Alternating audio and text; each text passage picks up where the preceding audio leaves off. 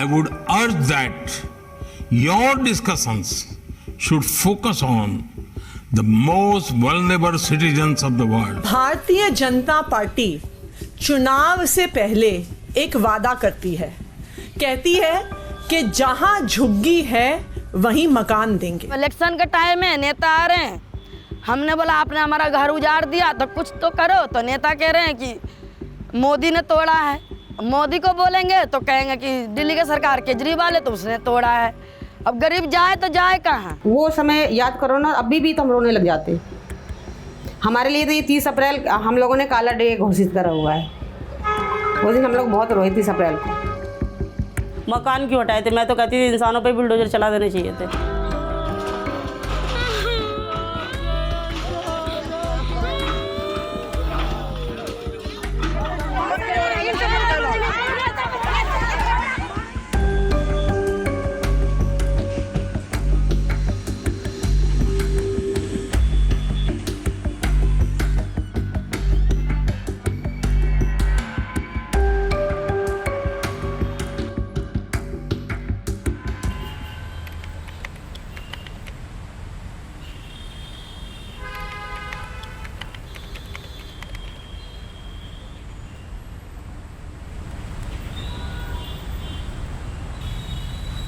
पच्चीस 30 साल से इसी जगह ये जो अभी टूटा हुआ है आपको नज़र आ रहा है, इसी जगह हम लोग रह रहे थे। G20 के टाइम में जो है हम लोग को जो है तोड़ के हटा दिया गया।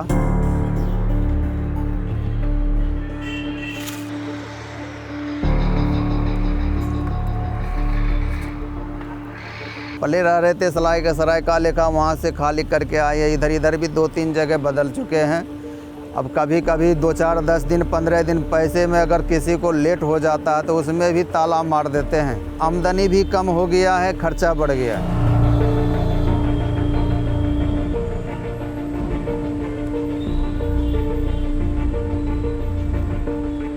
सोचे हमारा दिन अच्छा आ गया, अब अच्छा दिन कटेगा, पर नहीं कटा। सरकार ने मतलब कि बिखार दिया पूरा। स्कूल का कपड़ा लता, स्कूल का वर्दी, कापी किताब सब इसी में दब गया। साल भर से हमको मतलब कि लेते अभी तक भी सारा सामान हमारा ले नहीं पाए, क्योंकि तोड़ने में तो 1 मिनट लगता है, सामान जुटाने में टाइम लगता है। थोड़ा थोड़ा करके जुटाना पड़ता है। गरीब आदमी एक बार में कहाँ जुटा लेगा?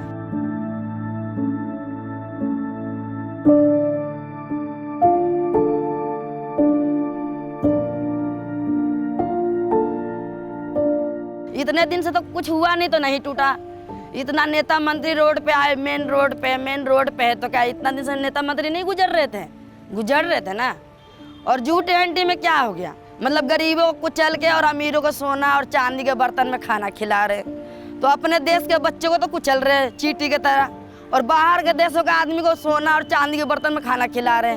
तो अपने देश के बच्चों को देखो ना, बाहर के देश के बच्चे क्या उनसे जाओ वोट लेने के लिए? हम लोग सेफ से रहते थे। एक बार समझा देते थे कि आप लोग को ऐसे हरकत नहीं करना, तो हम लोग समझ जाते थे कि हाँ ठीक है। ऐसे में जो इंसल्ट ही होगी हमारी दिल्ली का, हमारे देश का। लेकिन अब की बार ऐसा क्या हुआ, क्या हमने गुनाह किया? इससे अच्छा हम लोग को जेल में भेज देता, वो ठीक था। कम से कम सुकून से दोनों तीनों टाइम खाते तो सही। इस तरह से दर दर तो हम भटकते तो नहीं। अभी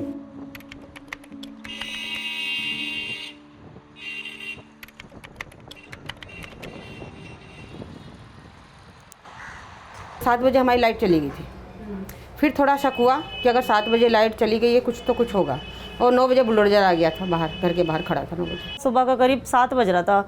बाहर देखा तो मैंने बुलडोजर, इतनी फोर्स, इतनी पुलिस, बस उतने में हंगामा होने लगा और मैं भी कांपने लग गई। आपका कौन सा मकान है? बस सारे मकान हमारे।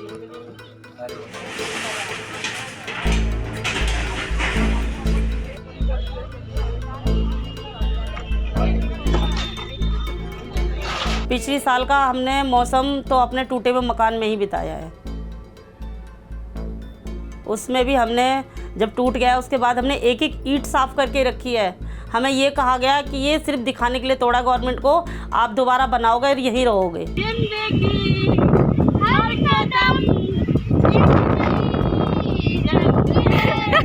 हमने हथौड़ी से लेके एक एक ईंट साफ़ करिए, क्योंकि हमारे पास बजट नहीं है कि हम दोबारा ख़रीद के लगा सकें। एक एक ईंट साफ़ करिए, वहाँ से मलबा साफ़ करा है, अपना पूरा घर साफ़ करा है कि हम 4 दीवारें बनाएंगे फिर हम यहीं रहेंगे, क्योंकि हम किराया नहीं दे सकते हैं।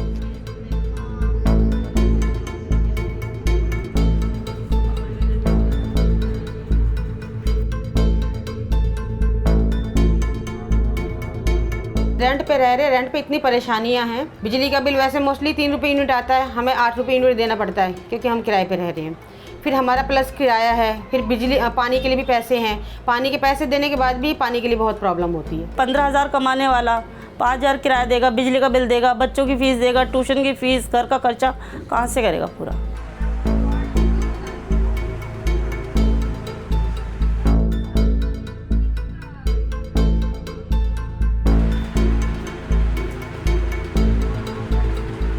सबके पास हम लोग गए, रमेश बिदुड़ी जी के पास गए, साईं राम के पास गए, केजरीवाल तक के पास गए, हम मिल के आए उन्होंने, और आतिशी के पास। सब ने हमें बहुत तसल्ली दी कि नहीं टूटेगा, नहीं टूटेगा, कुछ नहीं होगा, ये तो बस नेताओं की राजनीति है और कुछ नहीं है। इधर उधर की संस्थाओं ने फिर भी बहुत कुछ किया, पर सरकार ने हमारे लिए कुछ भी नहीं करा, कुछ भी। चाहे वो कांग्रेस हो, चाहे वो बीजेपी हो, चाहे वो आम आदमी पार्टी हो, किसी ने कुछ नहीं किया हमारे लिए। एक दूसरे पे वो ब्लेम लगा रहे थे, ठीक है, पर जब हम मकान खरीद के इतनी बस्ती बस गई तो दोनों सरकारें कहाँ थी? उस टाइम रोकना चाहिए था ना। और उस टाइम ये एसआई वाले कहाँ थे कि हम उनकी ज़मीन पे कह रहे कि आप लोगों ने कब्जा करा। जब कब्जा हो रहा था तब भी तो यहाँ पे गार्ड थे, उन लोगों ने क्यों नहीं रोका? हम इन दोनों के बीच पिसे हैं, क्योंकि ये चाहा बीजेपी ने और पूरा सपोर्ट आम पार्टी का रहा है इसमें, क्योंकि एमसीडी उन्हीं के अंदर है। अगर वो पुलिस ना देती, इतना मतलब तोड़ फोड़ के लिए इंतजाम नहीं कर, हाँ नहीं भरती, तो ये नहीं आता।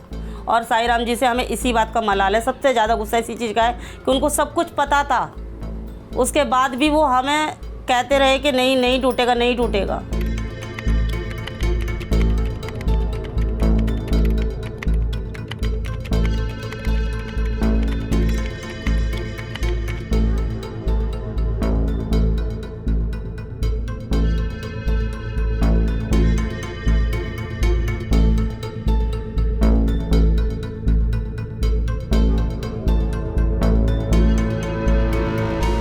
हम लोग रोड पे से पूरा दिन पड़े रहे, सुबह से शाम तक, कोई नेता मंत्री पानी के लिए पूछने नहीं आया। और अभी कहते हैं कि हमें वोट दो तो हम आगे आपके लिए कुछ करेंगे। वोट मिलने वाला कौन किसको करता है? पहले करो ना, वोट लेने से पहले करो। हम तो हर साल यहाँ पे केजरीवाल को ही देते थे, उनको अच्छा मानते थे 5-6 साल से। अब वो भी हमको अच्छा नहीं लगते हैं, क्योंकि कुछ करे ही नहीं हमारे लिए, तो क्या अच्छा लगेंगे। मैं जाऊँगी वोट डालने, पर मैं किसी को नहीं डालूंगी, क्योंकि जब हमारे किसी ने हमारा साथ नहीं दिया तो हम क्यों किसी सरकार को चुने?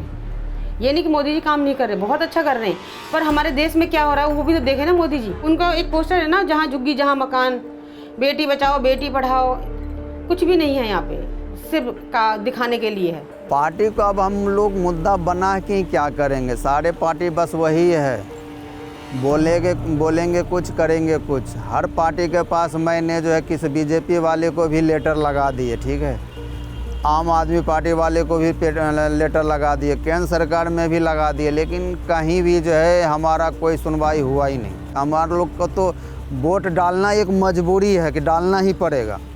हम मुद्दा हम क्या बना के करेंगे क्या?